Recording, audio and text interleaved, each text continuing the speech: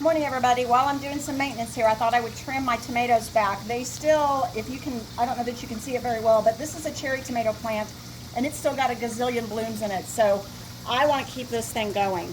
But what I am going to do is trim it up. And this is where some people get kind of confused, and it took me a little bit to learn this as well.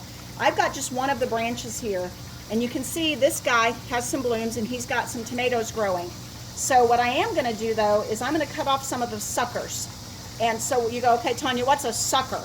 Well, this guy right here is a sucker, okay? So if you can, when they're big like this, it is a little bit overwhelming, but you can tell which ones are gonna have the blooms on them and then which ones are extra.